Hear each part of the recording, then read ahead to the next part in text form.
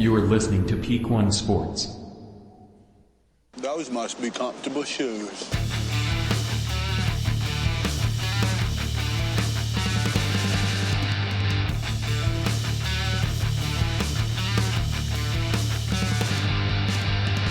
Welcome to the Bungalow Fight Show. It's been a long time coming. Nice. It's been a long time coming. We don't have that long, annoying name anymore. No. We did our very first Fight Night Live. The fans chose the name, the Bungalow Fight Show. We're here. It's going to be the same show, but different. Yes. Not that, what is it, 22nd name calling. Yeah, you know, and now my internet's hardwired, you know, we're using the correct software to do everything, so we're a professional show now. You know what I mean? Amazing. We just had to do the whole test run. It was all a test run. These were just the shows before this were just yeah, what it was were just they, they were like pilot episodes. Pilots. You know what I mean? Pilots, you add them all yes. together to one big pilot episode. But yes, welcome to the Bungalow Fight Show. I am Cole James Rambo. That I'm over Alexis. here, that's Alexis. Like I said, same show, different toilet. You know, we're same show but different. All right, we're gonna bring you all of the latest in MMA and combat sports news and whatever else pops into our pretty little heads. And then we're gonna, every week we will preview, break down a fight card for the upcoming weekend that usually will entail a UFC card. Go over there. There's usually always a UFC card, and then Close the door. as Oh we my get God. some weekends, we'll that's all right. Hey, Felix, call Chewy. Have Chewy go over there. Sophia, get Chewy. Come on, go get him a treat, please. Okay, close that door, please. Thank you. Yeah. I don't need my clumsy 7-month-old dog knocking over everything. No, it's all right. This is Dadcast, and the beauty of editing, nobody will ever know. But there, most weekends there's a UFC, and then sprinkled in there's going to be your PFLs, your one cards, maybe a boxing card here and there. We got a little bit of boxing to talk about today. Let's I don't know. Let's talk about our first live show, man. That was a blast. Yeah, that was definitely a blast. The very first ever Bungalow Fight Night Live went off without a hitch on July 29th, last Saturday, UFC 291, Poirier Gaethje 2. We were all here in studio. We did a little fight companion. Yes. So if you are planning on watching a replay of 291, or we're going to do it anyways, sync us up, man. If you already watched it and you're just going to go watch it again, you don't need to hear their broadcast team. Just, sync us up. And just listen to us scream and and agonize over our bets and drink hard seltzers. By the way, shout out to Exo Jazz and her subscribers. Oh yeah, man, that was an unexpected thing that happened. Anybody out there who's looking to boost their subscribers or followers on social media, you got to collab with some of these people who are already like established influencers. Yeah. And my wife watches a few of them, a lot of different girls that just go live, live streaming and stuff like that. And this one in particular takes live phone calls, she takes your phone numbers, and it's usually their content is her and her boyfriend basically catching cheaters, or call my boyfriend and pretend like you're some hot chick who wants to blow him, and then let's see how he reacts. You know what I mean? Kind of stuff like that. And she opens it up to everybody to send in numbers. And Paris, my wife, sent him me and Joey and Alexis's numbers. And she was like, I'm going to have this girl's going to FaceTime you. I'm like, after she says who she is, or ask her who she is, and then say, hey, thanks for calling in. We're live here. And then they just see. She was like, just see what happens, because it's insane, dude. Like, part of it has to do with them, like, with Mexican people. I don't know why, but they're very loyal.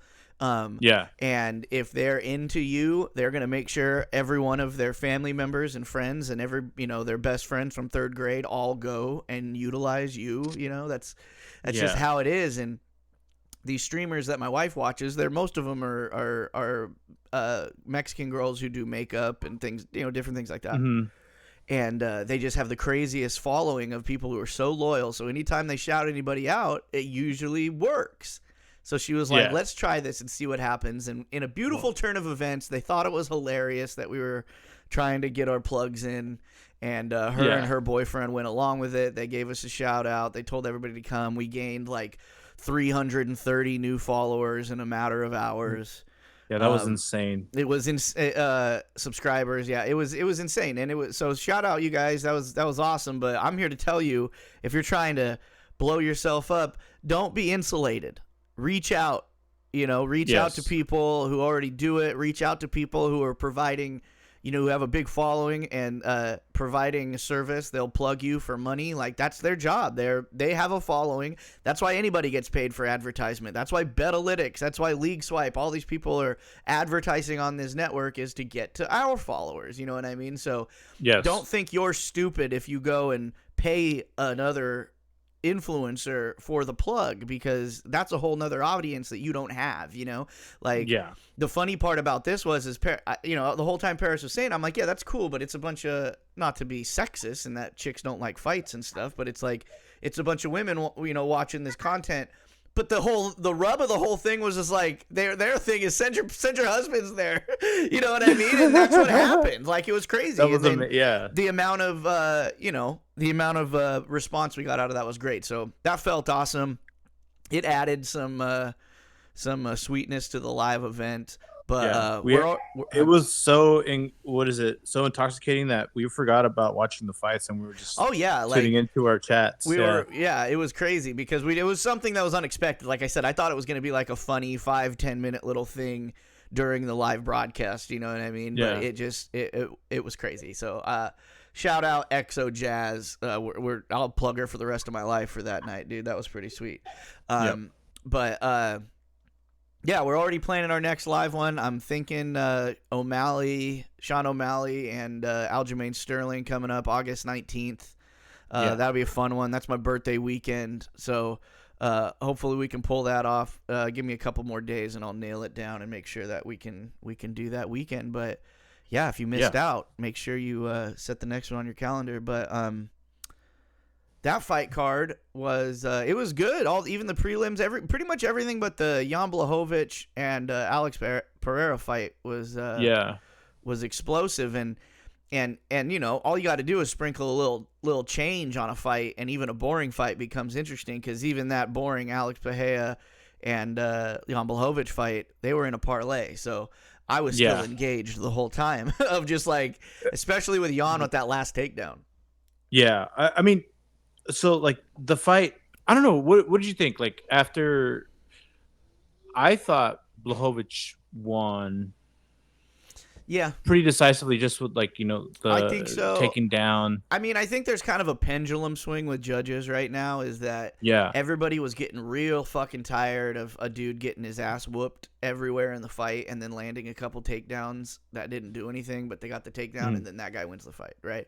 So people got really tired of that. So now it's kind of the opposite, to where almost your takedown doesn't mean shit. Like, even if you don't get anything from the takedown, it still needs to mean something. It doesn't go from meaning everything to meaning zero. It's got to be somewhere in the middle. So I think before, the takedowns were everything. And now they're like, no, fuck that. That's boring. Now it's like the takedowns are nothing.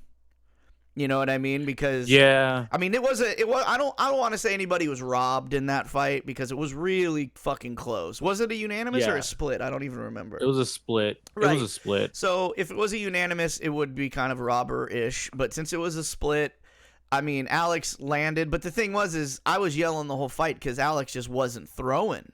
You know what I mean? Oh yeah, there was 2 rounds where Alex didn't throw anything, which is taken to the ground. Right, which is why he probably lost, Yeah, that's what made me think he lost. But regardless, like, I still wanted him to win. We're going to see a bunch of good matchups now because of him winning. Oh, yeah, of course. But I feel like, if you talk about that fight and the way it went in another set of judges, like, Jan could have won. We could see the exact same fight next card. Oh, yeah. Just with different people. 100%. And it could be the other way. Well, and that's, and it was like it was a toned down version of the Izzy Jan fight. You know what I mean? It was a for boring, sure. it was like a more boring version. But like you said, because Alex won, now we get to see Alex Yuri. We get to see a few different matchups. And honestly, Jan, even though he's still obviously a top contender, like he's old. He's not, even though he is now, he's not going to be around for forever. So it's like, No. If he can't perform in that situation, then maybe it's time to hang him up. You know what I mean? He's just going to become gatekeeper now. That was kind of his introduction to the gatekeeper, because it was like, here's Alex's debut at 205. If you can beat Jan, then you open the gates to the top 5. You know what I mean? Yeah, but regardless, like still good outcome, you know. For sure. And then the Derek Lewis fight was the moment of the night for us, just in excitement. We're all big Derek Lewis. I mean, who's not a Derek Lewis fan? If you're not a Derek Lewis fan, you're a piece of shit. Like, that guy seems like the coolest dude ever. He's one of the most entertaining fighters, even in losses. He's still just somewhat entertaining, no matter what that guy does. And he's been on a little bit of a roller coaster the last couple of years, but he showed up with a 6-pack and freaking flying kneed his way into the victory column. And like you and I were talking about is Derek, that was the last fight on his contract, He ended it in explosive fashion, so whether he re-signs with the UFC or somebody else, he's going to get some money. You know what I mean? Yeah. But honestly, I think your take is the right take, is that he's going to go somewhere else, right? Like, I think he might, but I think he should. Because I think in like 2 or 3 fights in the bigger promotions outside of the cage, prize fighter status, I think he can make more money than with an entire another contract with the UFC, just because he's not going to get to the title. He's not going to get a title shot. He might lose his next one out against the top 5 guy. You know what I mean? Like, all the things that could still happen outside of the cage, but they'll give him that guaranteed money outside of the cage because he's Derek Lewis. He just coming off a knockout. He's got a 6-pack now. He's already got a big internet following. So I think his value to another company is huge, win or lose. You know what I mean? Obviously, you go to another promotion, you lose a bunch, you're going to lose credibility, but he could go over and do a big fight for one and make a big chunk of change. Even if he loses that one, he still he's the knockout king, but give him somebody else. You know what I mean? Like, I think he could do 3 fights outside and make millions versus maybe making a million signing another 5-fight deal or something. I think the only outside promotion would be PFL, since they got Francis, but that's a long wait. True. Yeah, that is a long wait. But I mean, I think Derek Lewis, he could go over there and knock out some of their stuff. I mean, I'd like to see Derek Lewis, Ryan Bader. Or what's his name, Wilkinson? Oh, that'll be a good scrap, Yeah, no, that's Wilkinson, what I'm saying. And he can go over there and get bigger money for a single fight, or you know what I mean, 1 or 2 fights, than I think even with like a bigger contract with the UFC. But that's all on him and where his mindset's at. We'll be watching. I just want to mention how people talk about going to the PFL is a better option when they talk about contracts. Like, if you ever look at their like disclosed pay for like fighter show pay, it is not better than UFC. It's a little more, but it's not as good as everybody explains it to be. Right. So, if everybody's like griping about like fighter pay, like, hey man, like I guess like they have the option of like doing the outside sponsors, right? But so do the UFC guys. You see them doing their like side things on Instagram, but they just can't do it. I think you're obviously right about that, right? Because I think outside of the cage, it seems like it's greener pastures, but only if you're popular already, right? Yeah. Like, because I just think that you go over there and you're a lower level guy, I think you're making less than a low level guy in the UFC. But if you're a guy like Derek Lewis, I think those other places, Derek Lewis isn't the top dog in the UFC, but he could go over there, not necessarily be top dog, but he could be worth more money to them than any of their top dogs. You know what I'm saying? Yeah, like, that is definitely true. Yeah, it's like Fedor on his 10-year-long farewell tour. He was getting his ass beat most of the time, but it was Fedor, so his name was worth paying him $1 million just to show up and fight, whoever. So like, I think Derek Lewis can kind of pull one of those just because of how entertaining of a character he is, and his fighting style. Obviously, people just want to see him go out there and knock somebody out. But that was my thing. Not that I think the other places are paying more in general. I just think that those one-off guys who already are super popular, even if it doesn't match their ranking, can go make more money over there. You know, especially if you're not in contention for a UFC title. You know what I mean? If you're not, then fuck it. Like, that's really the only way you're gonna make huge money in the UFC is if you get one of those titles.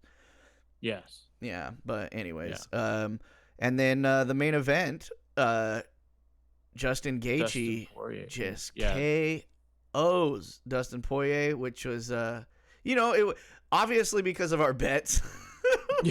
We reacted the way we did, but we were going into that thing saying that this is kind of either a lose-lose or a win-win fight. Like, both these guys aren't losing stock, they're not gaining stock off of a win or a loss. They've already fought before to the teeth before. They're both nice guys. Nobody wants to see either of them lose. You know what I mean? So I think it's one of those situations. And then, it was an astonishing finish, though. Not in a million years that I thought it was going to end with a Justin Gaethje head kick. Yeah, I didn't know. Like, that kick came out of nowhere because just nowhere.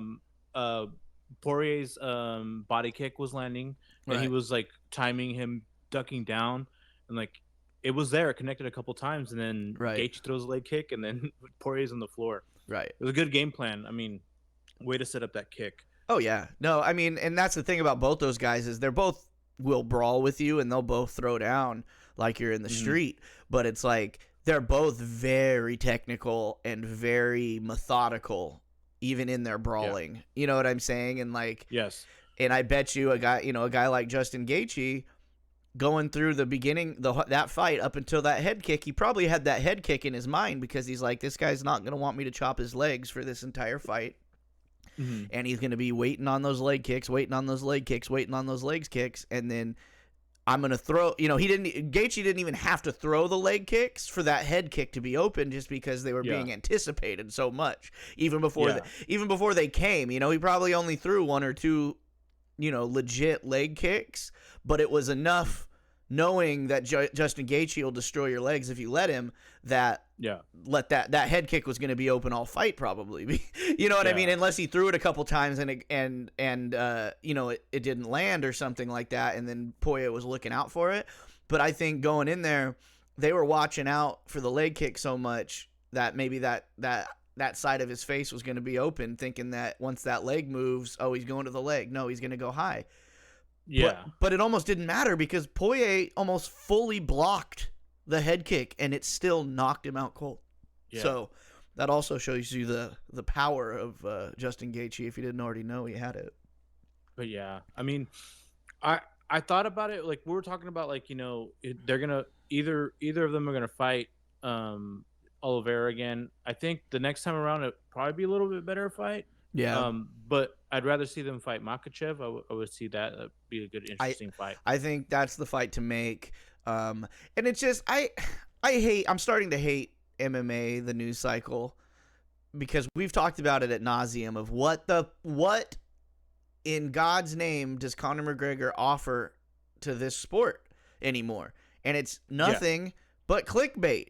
All he has to do is tweet out he wants to fight, I'm the BMF. Oh yeah, come get the fight, Justin Gaethje. Come ask for it, and it's just like no, bitch. Like, you have to ask for it. Like, you're not doing anything.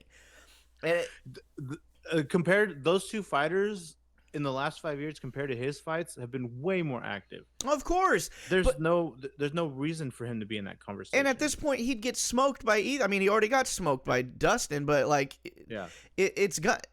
And on top of that, it's not going to happen. Like, we're just moving from Michael Chandler to the next guy that we can write all these BS rumors about, because that's all it is until he's pissing in a cup and somebody's dipping a stick in it, he's not fighting. There's been news articles from the UFC saying that Conor McGregor will show up in December. Bullshit. That was the same time as the Chandler and McGregor fight. Right. It's not, because that's the thing, is how can you say that, UFC? Like, he's not in the testing pool. Like, unless you're just gonna Right. Pull some little strings and make it okay for this guy to do that. And I fucking hate that, especially. Yeah. Here's the thing. Why would you make such a big like announcement and like bring on like this hype train only for it to crumble? Right. Just they should have just been quiet, right? And then like maybe mid-November say Conor McGregor's coming back. He's fighting Michael Chandler. Right. I think that would have been so much bigger. And that's why like the UFC like getting on this hype train is weird to me, because it's like Conor McGregor can say whatever he wants and tweet out whatever he wants and all this stuff, and he's always going to do that. But for the UFC to come back with that same month of December, it's just like, what are we doing here? And especially like on, you know, at a time where, I mean, we talked about this on the Bungalow Sports Show this week, which was like a time when Dustin Poirier just got an award for 75 clean tests, and we got the statistics of 1% of 30,000 tests have been positive. Like, it's great numbers. If you're talking about the litmus test of USADA and the UFC going back however long the relationship's been there, and it was real sketchy at the beginning, seemed like everybody was on it, you know what I mean? But it's like, now that we're down the road and we've got these numbers, fuck Conor McGregor. You know what I mean? Like, he's just going to come lose. He's just going to come lose, right? I hope everybody realizes that the game has passed him by now.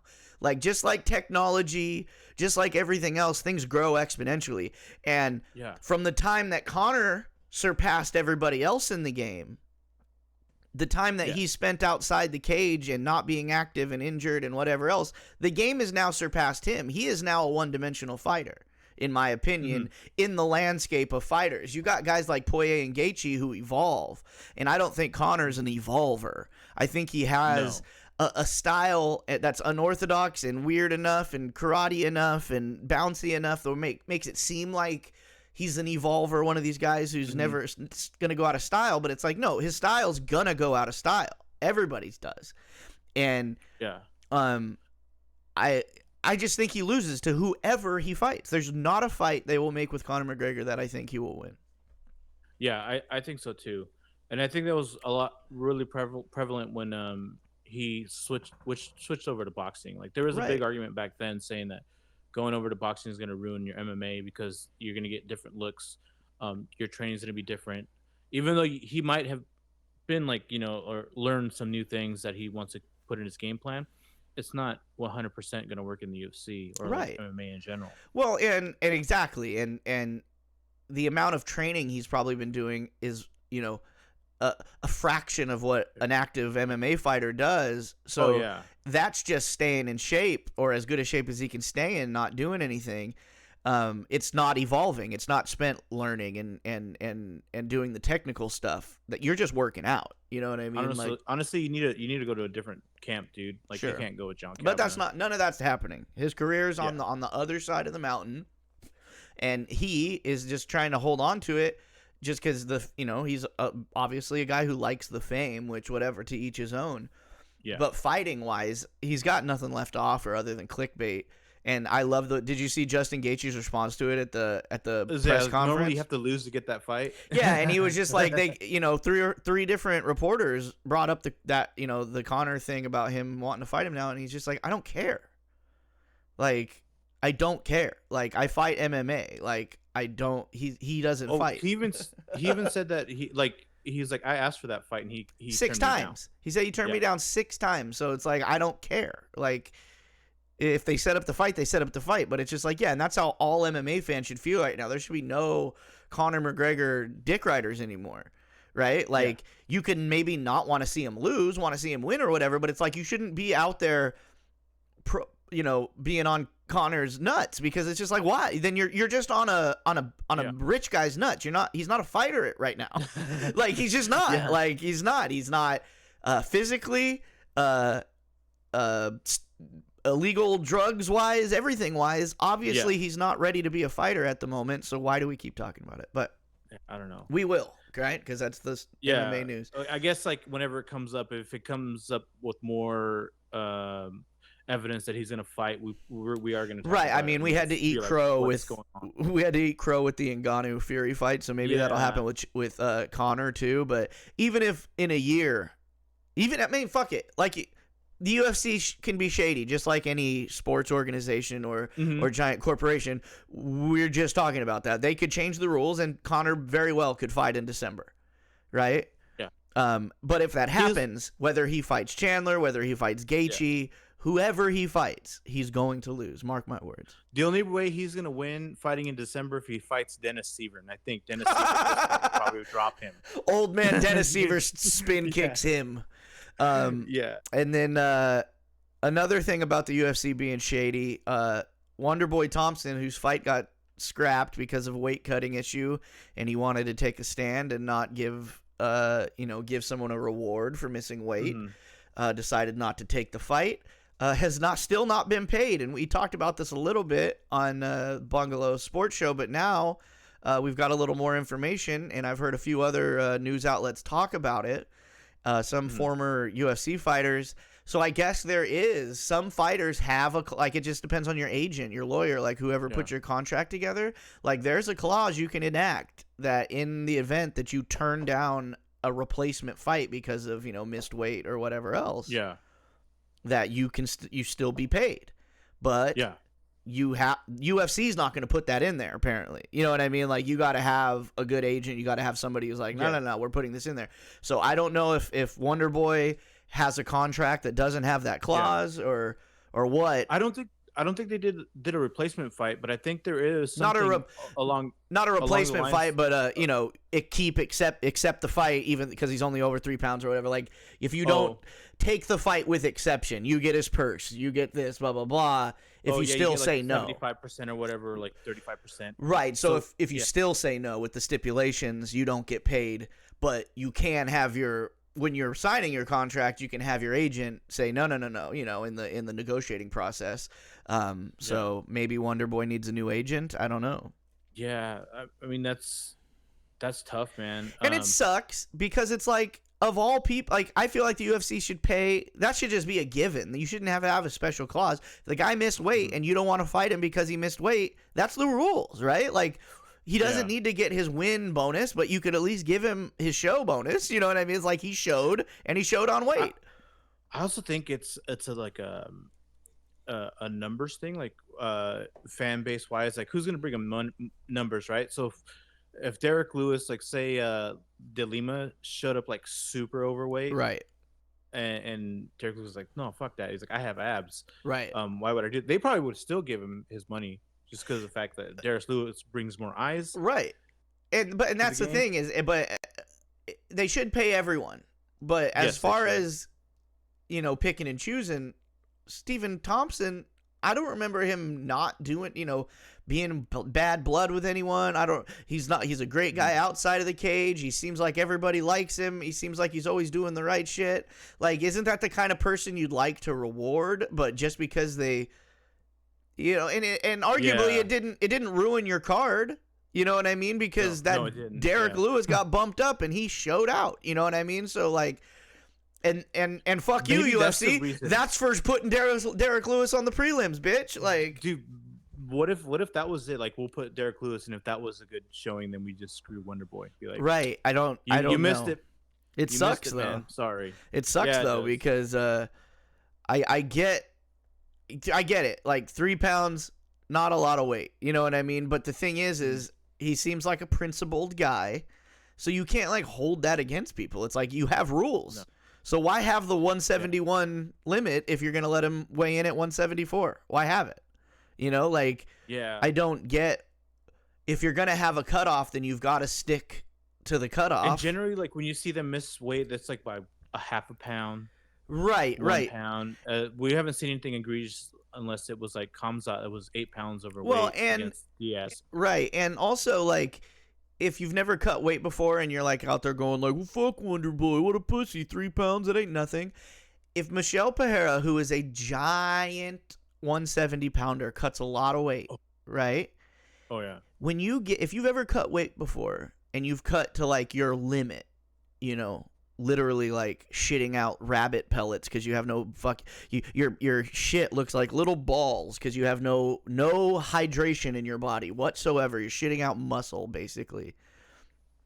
Like the last 3 pounds, the last 2 pounds, the last 1 pound, like it is the most agonizing time of your entire camp, you know what I mean? Like it's when you're a big heavy weight cutter, that 3 pounds is everything. So that is 3 pounds of agony Michel Pereira didn't go through that he normally does.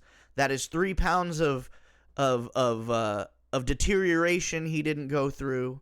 That is the last little bit of torture that he didn't have to endure, and then still gets to rehydrate himself back to his giant self, right? Yeah. So mentally, physically, it is a big deal. And Stephen Wonderboy Thompson knows that because he went through it just at the same time Michel Pereira was and didn't stop at, 3 pounds shy.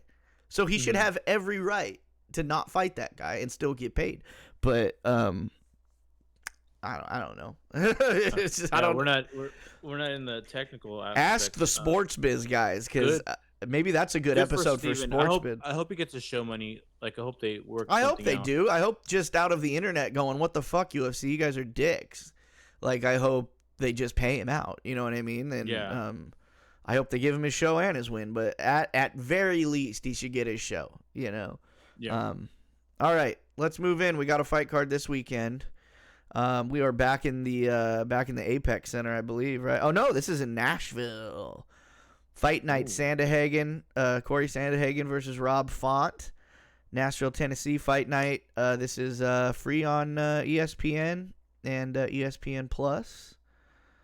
Yeah, we got prelims and main card all on ESPN. So this is going to be on live TV and ESPN Plus. So that's good for everybody out there who doesn't want to pay anything. Let's see. Let's go over these prelims starting at the beginning. We got Ode Osborne versus Asu Almabayev. That's he's from Kazakhstan. You know what that goes? We're just going Kazakhstan for that. Going Kazakhstan just for the Borat connection. I mean, Ode Osborne, I've seen him fight before. He's a stand-up guy. I've got to believe that the Kazakhstanian's a wrestler, but he's got he has a bunch of guillotine chokes on his wins, a lot of rear naked chokes, one arm bar, a couple TKOs, but majority chokes. Yeah, he's got the dreaded shadow on UFC, so they don't have any information about him on here. He's kind of like mixed with the Asian blood with the Shavkat Romanov, right? So yeah, but it's also flyweight. It's those are they're little guys, little guys, fast sprawlers and stuff. Yeah, Ode Osborne, I've seen a couple of his fights. Nothing really impressive. He's got a couple TKOs. Yeah. No, he's just one of those super fast flyweights. Going to come out there and try to take him out. Another flyweight bout. Moving on. We got a ranked guy. We got Cody Durden versus Jake Hadley out of England. That's another flyweight bout. I don't see any odds on this one, but again, Cody Durden, I believe, is a wrestler. Yeah, Durden's favorite. Looks like it. Let me check the odds real quick. Yeah, I mean, Hadley's coming in strong, 10-1. They're basically identical in all the numbers. Yeah, Hadley is negative 200. Yeah, and Durden is as a dog. Oh, Durden is the dog, huh? Yeah. And he's got the ranking. Yeah. So that might be a good dog to bet on right there. Let's see. Moving on, featherweight bout. Sean Woodson versus Jesse Butler. Sean Woodson, was he a Ultimate Fighter guy or was he a Contender Series guy? I recognize him. I think he was. He's a Contender Series. Yeah. Yes, Contender Series. That's where he got his thing. I have. So who was the other guy? Because I have Jesse different. Jesse Butler. Jesse Butler. I think that might be a late replacement. And we got Sean Woodson coming in with a strong 9-1-1 record. He's got the height at 6'2" to Jesse Butler's 5'10".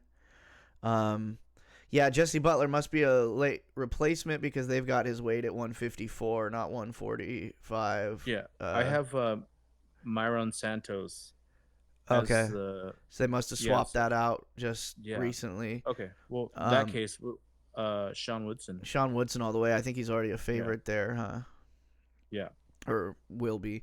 Welterweight bout, we got Jeremiah Wells versus Carlston Harris. Jeremiah Wells, I believe another wrestler, but I'm not 100% on that one. Carlston coming out of Guyana. That's a new one. Can't be too many Guyanese fighters in the UFC. Yeah. 18-5, 6 foot. He's tall. He's tall, welterweight. Jeremiah Wells only 5'9", so definitely gonna have to use the wrestling in this one. Yeah, I think we saw Charleston in Contender Series. Let's see. Oh no, never mind. Yeah, he won against Jared Gooden. Yeah, this is kind of a. I mean, it's not a pick'em, but it's a Carlston's only a plus 140 to a minus 165 for Wells. Yeah. But I think that minus 165 is the wrestler rub. Yeah, I don't know. I haven't seen too much from either. I do remember that last fight. He did lose to Carlston Harris lost to Shavkat Romanov a while back. So I think this would be something to see who's gonna win here and have their trajectory. We got Kyler Phillips versus Rayoni Barcelos. This is Kyler Phillips. I want to say another wrestler. A lot of America's churning out a lot of wrestlers here, but this is bantamweight bout, 135ers.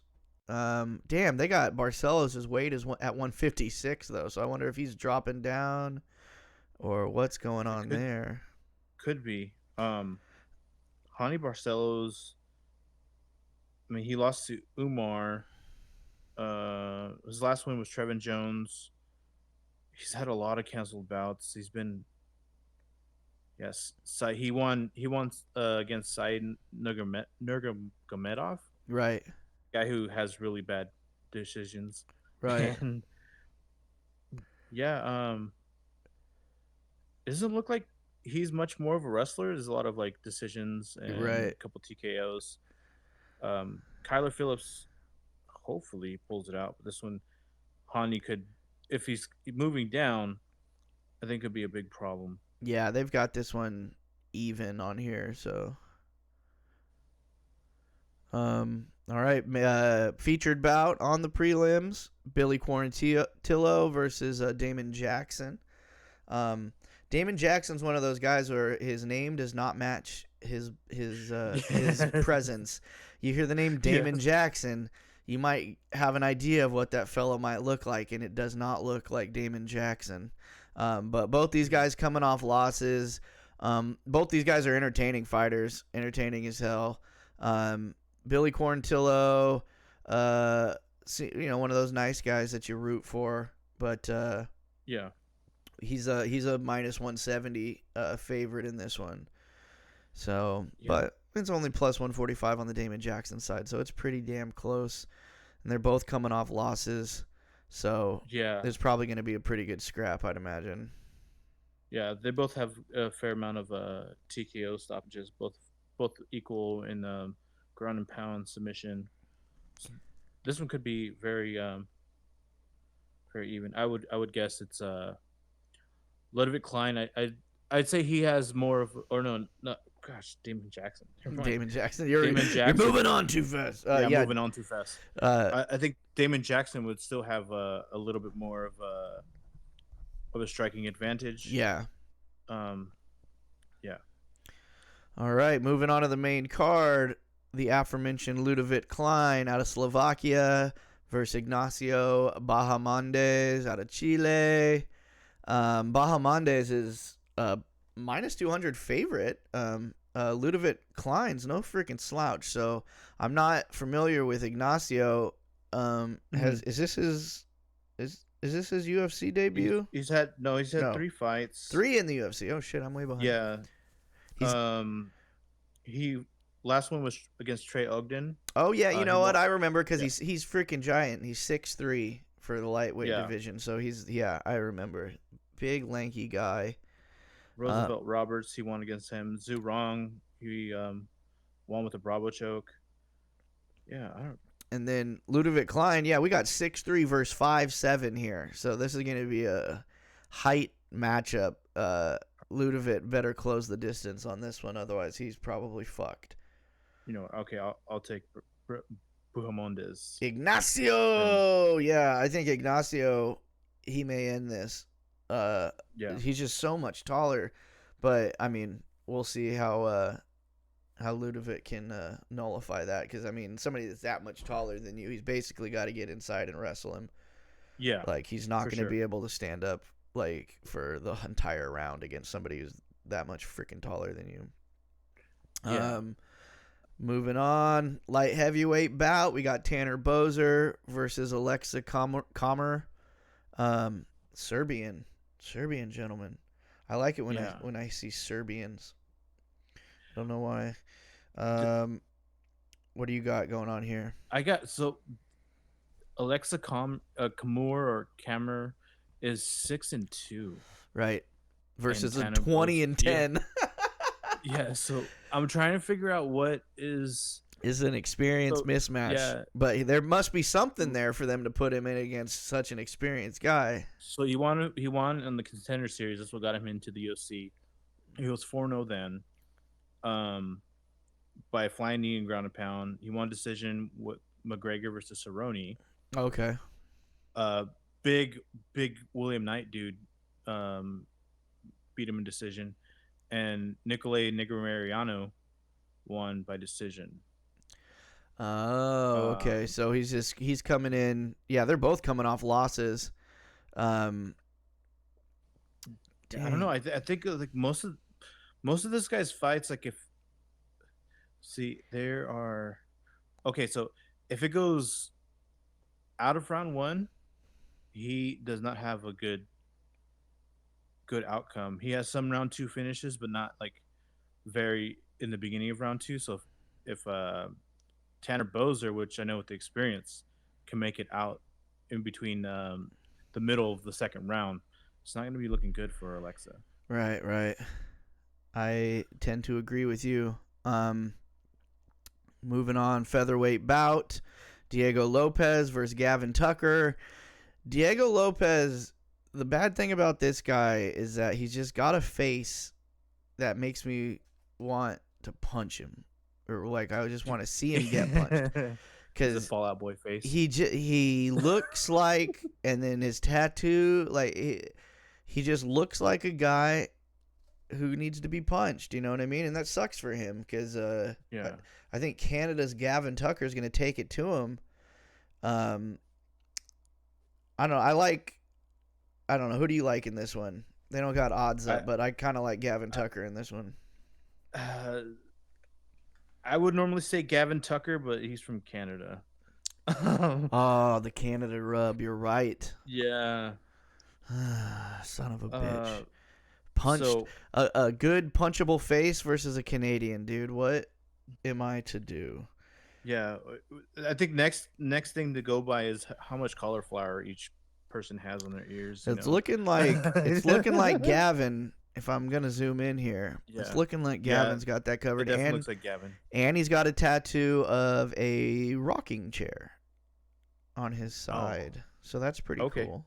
I haven't seen that. That's all right. Let's go, Gavin Tucker. Let's Tucker go, with your rocking chair. You obviously have some ground game. Your rocking chair tattoo. Let's go. Rock him to sleep. See how that one goes. Rock him to sleep in a rear naked. All right, light heavyweight bout. This one should be a pretty banger because Dustin Jacoby's not really in non-bangers, even if he gets banged. But Dustin Jacoby versus Kennedy Nzechukwu. It's a Nigerian name. We're just gonna It say is, Kennedy. So Dustin Jacoby versus Kennedy. Both these guys are exciting. Justin Jacoby's kind of on that late in career surge, coming off a loss though. But came back into the UFC with a bang. Did some shit outside that was pretty impressive. Came in and continued that until his last fight. Kennedy's on his way up. But both these guys are just hunting for a ranking. It's pretty much a pick 'em. Yeah. I would say. There's been a couple times where I've went with Kennedy and he didn't show up. Maybe it was a bad weight cut or something. Right. But he beat Ion Cutelaba, Which is huge. Clark, Yeah. yeah. Devin Clark, not so much of a huge win. Yeah, he was. His fight against Cutelaba was kind of Cutelaba's first beginning to fall off of his little run. For sure. I think I'm gonna go with Dustin just because he has more experience. Me too. And hey, they're striking. tied. They're tied for at number 15 ranking too, so that's interesting. Yeah. This is fight for number 15. Yeah, he has the edge in striking. Glorified kickboxer and stuff. Yeah. So. Alrighty, Dustin Jacoby, we're both in on that one. All right, moving on to the co-main event of the evening, co-main event. Yeah. Women's strawweight, Jessica Andrade, Tatiana Suarez. This is gonna be a scrap, dude, because obviously Jessica Andrade, former champion, she's a straight scrapper. She showed her butthole on OnlyFans and regrets it now. And Tatiana is just. She's a dog. She's a puppy. She's everything you want in a scrappy MMA fighter. And I think it's her time. She was out for a while with injury, and she's back and she's tearing it up. And I think this is going to be the show, the Tati show. If she can pull this one out, she gets a title shot for sure. Yeah, you know what? I do agree with that. Tati, she's from Rancho Cucamonga. Hell yeah. So Cucamonga cracker killers.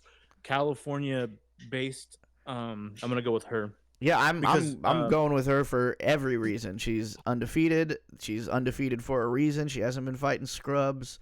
And Jessica Andrade is she's the old guard. She's gonna be the Jan Blachowicz of the strawweight division, I think, from here on out. Gonna win some, gonna lose some, and but I think Tatiana goes on to get a title shot here, and I think she wins it too. Yeah, I think she wins it too. I think I hope it's I would hope for a ground and pound. Right. I think most likely what happened would be submission. And yeah, I think it'd just be too much. Like Jessica Andrade has good power.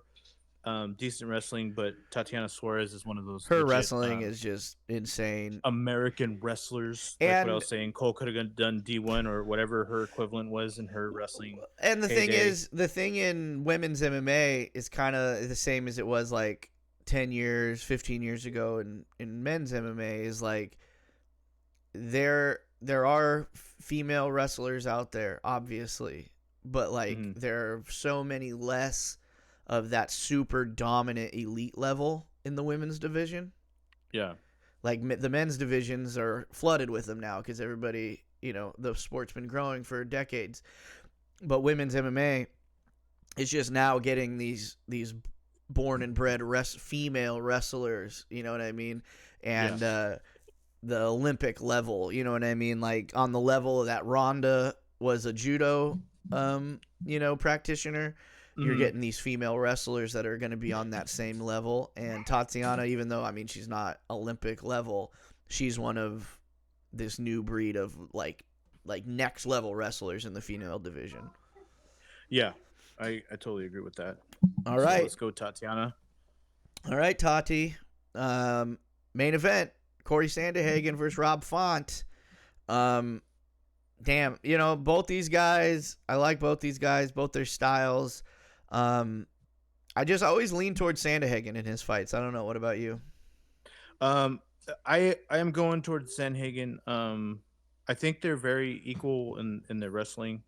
Rob Font had good boxing, but Corey Sandhagen has more of the wow factor. Like he's more spontaneous. Yeah, I think this is definitely going to be a stand-up fight. I think on the off chance that this thing ends up on the ground, it'll be by accident, and then maybe Corey can throw up with his long limbs some kind of a submission or something like that.